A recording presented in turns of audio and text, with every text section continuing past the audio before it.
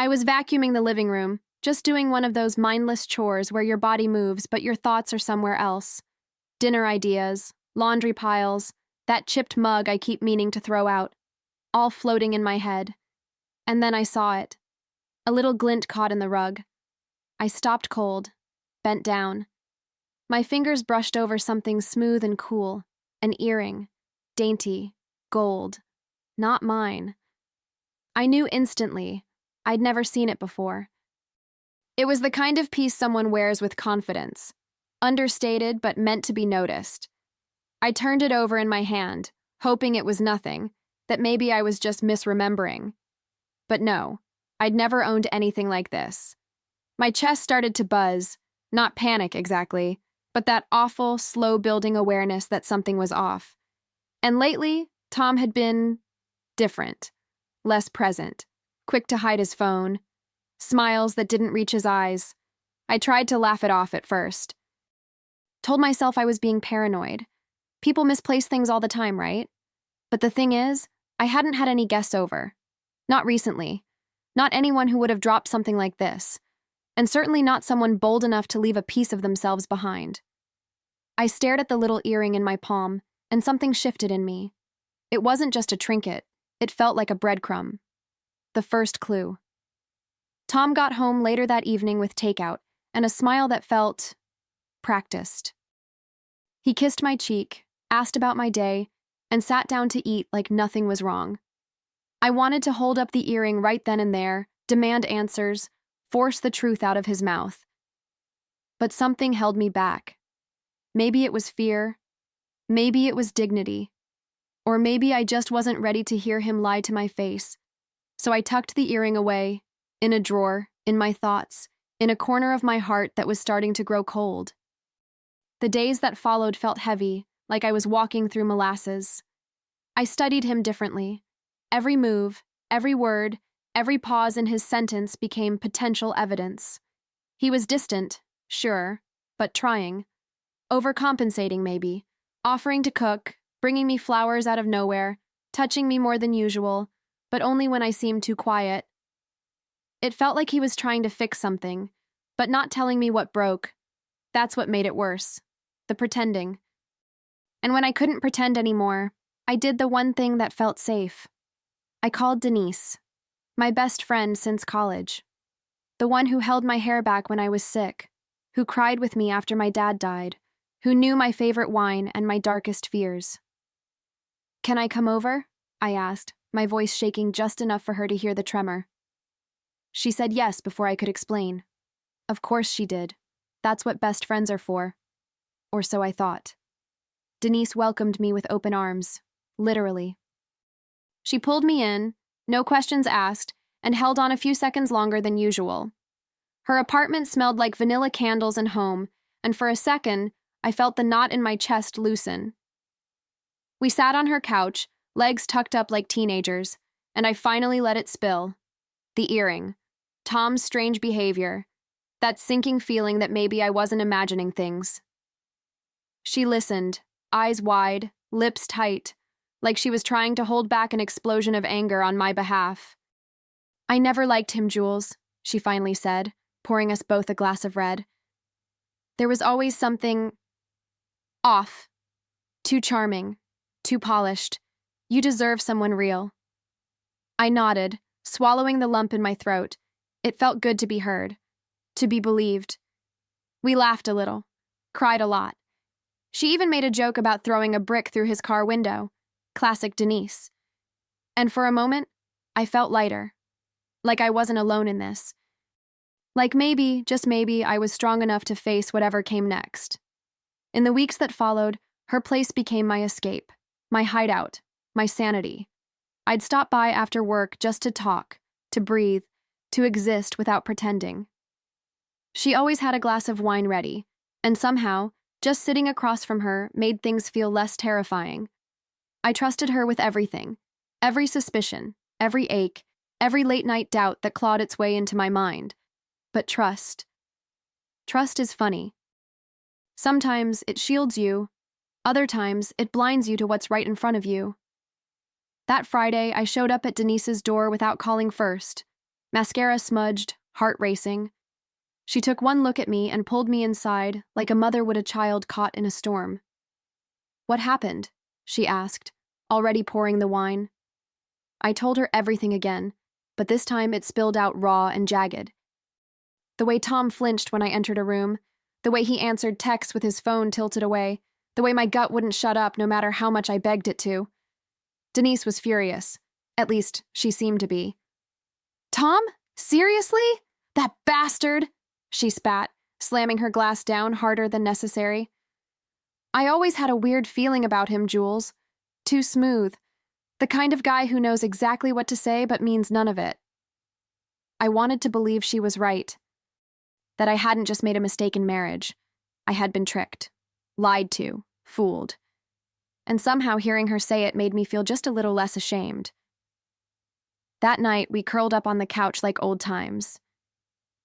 Remember when we thought bad dates were the worst thing that could happen to us? She laughed through her wine haze. We both laughed, but mine caught in my throat. I thought about how many secrets I'd told her over the years. About how she knew all of Tom's habits, what made him tick, how he liked his eggs, even which cologne he wore. Funny how you can hand someone the map to your life and not realize they're walking all over it. The weeks rolled on, and Denise became more than just a shoulder. She became my sanctuary, my sounding board, my safe zone. We had this unspoken rhythm. I'd show up, and she'd know what I needed. Comfort food, wine, a trashy movie, or just a long, quiet hug. And I clung to it. To her, because when your home starts to feel like enemy territory, you look for any space that feels like peace. Denise gave me that, or so I believed. Sometimes I'd catch her watching me as I talked, not just listening, but observing. Like she was studying the cracks forming in me. I brushed it off, told myself I was just paranoid again. But now that I look back, I wonder if she was measuring how much I suspected, how close I was to the edge. Still, I pushed those thoughts down, deep. Because what kind of monster would think her best friend, her person, was capable of betrayal like that? Then came that evening. Ordinary in every way. I stopped by to drop off a book and ended up staying to help her get ready for a dinner. She was running late, flustered, asking me to zip her dress and find her heels. "Can you grab that gold necklace from my jewelry box? Top drawer," she shouted from the bathroom. I smiled, happy to help. Walked into her bedroom without hesitation. Opened the drawer without a second thought. And there it was, nestled in a small velvet compartment, gleaming in familiar defiance. It was the same earring, the same delicate curve, the same subtle sparkle. There was no mistaking it. I didn't gasp. I didn't cry. I just stood there, the necklace forgotten in my hand, staring at the proof I didn't know I needed, but now couldn't unsee. My heart didn't race. It stalled. Like my body knew the truth before my mind could process the betrayal. My best friend, the one person I had run to with open wounds, had been the one holding the knife. Denise called out again, carefree, humming to herself as she got ready. I slid the drawer closed, slow and silent. My fingers trembled as I clasped the necklace around her neck moments later, her smile bright, her eyes grateful. And I smiled too. I smiled like nothing was wrong, because I needed time. Time to process, to plan, to decide whether I wanted revenge or revelation. And deep down, something cold had started to bloom. I wasn't going to confront her. Not yet. That night, lying beside Tom in bed, I listened to his breathing. Steady, peaceful, like the world hadn't just crumbled beneath my feet. And I made a decision. If they were going to lie to me in my home, in my heart, then I would lie right back. I would be sweet. I would be kind. I would be everything they expected. And when the moment came, they would never see it coming. From that night on, everything about me was a performance. A gentle kiss on Tom's cheek every morning. Casual check-ins with Denise like nothing had shifted. I laughed at their jokes. I asked about their days. I played the part so well, even I almost believed it. but beneath the surface, I was studying them. Not as people I loved, but as liars I needed to catch in the act. Every glance, every word, every alibi, I filed it all away like evidence. I started timing things. Watching how often Denise texted while she was with me, noting how Tom would mysteriously get caught up at work. I kept a calendar, mental and digital. I learned their rhythms better than they knew their own. And the more I watched, the more obvious it became. They thought they were careful, but love, or lust, makes people sloppy.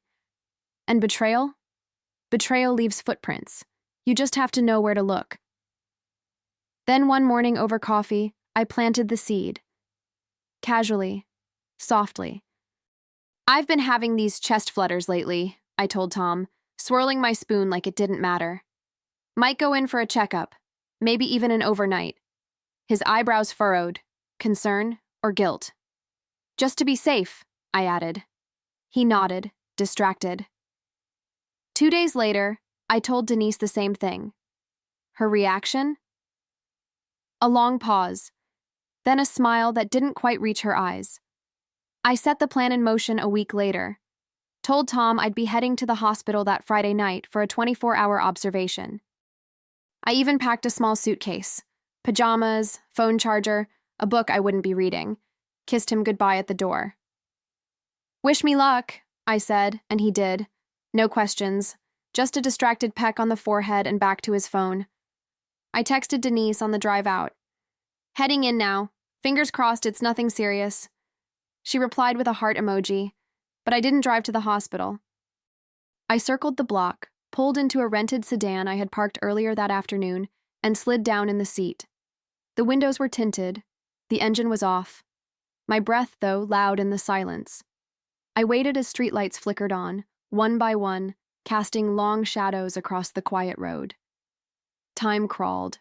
My palms were damp. My heart, quiet, focused. I wasn't second-guessing anymore. I was done wondering. I wanted proof. Hours passed. Neighborhood dogs barked. A couple walked by, laughing. Then, just before 10, a familiar car turned onto the street. Her car. My best friend. Denise. She pulled up slowly, headlights off as she parked in front of my house like she'd done 100 times before, but never when I wasn't home. My grip on the steering wheel tightened. She had a key. Of course she did. I watched her walk up to my front door like she belonged there. No hesitation. She didn't knock. She didn't even glance around. She pulled out the spare key, the one I had once given her for emergencies, and let herself in. That was the moment I stopped hoping I was wrong. Some part of me had held on to the tiniest thread, thinking maybe I'd misread it all. But that thread snapped the second the door closed behind her. I waited a few minutes, just long enough for them to settle into comfort. I pictured it. The wine glasses, the laughter, the pretending. My pulse stayed steady as I stepped out of the car, the night air wrapping around me like armor. I walked toward the house slowly, phone in hand, camera already rolling. I didn't want to yell. I didn't need to scream. I just needed the truth. And this time, I'd see it with my own eyes. The porch light was still on. I could hear faint music coming from inside. I reached the doorknob, heart pounding but hands steady. And in that moment, I wasn't a wife. I wasn't a friend. I was the storm they didn't think was coming. Quiet, deliberate, and fully aware of the damage I was about to cause. I stepped through the front door like it was any other night, except this time, I wasn't the one in the dark. The living room lights were dimmed. Soft jazz played from the Bluetooth speaker, and there they were, sitting side by side on the couch with drinks in hand, mid-laughter. That sound, that casual, shameless laughter, in my home, on my couch, with my wine. Denise spotted me first. Her face froze and the glass slipped from her fingers, shattering on the hardwood like punctuation to her guilt. Tom turned, startled. His mouth moved, but no sound came out. Just the silence of a man who'd finally run out of lies. His eyes darted to my suitcase by the door, then to the phone in my hand, still recording. I didn't flinch. I didn't cry. I just looked at them both, letting the silence stretch until it was unbearable. I wanted them to feel the weight of it, the sheer audacity, the depth of the betrayal that lived here now, between every wall. I tilted my head slightly and smiled, not warmly, not kindly, but with clarity. "You know what's funny?" I said, voice calm like still water before a wave crashes. I never even liked that earring, but it brought me all the truth I needed. Denise looked like she wanted to disappear. Tom opened his mouth again, but I held up a finger. No, not tonight. They had spoken in secrets for long enough. Now it was my turn to be heard, even if I said very little at all. Denise tried to speak, but whatever excuse she had rehearsed evaporated in her throat. Her eyes darted between me and Tom, searching for an exit, from the room, from the moment, from herself. Tom finally stood, hands raised slightly, like he was the one being ambushed. "Julie, wait," he began, but the panic in his voice only made me stronger. I didn't need their explanations.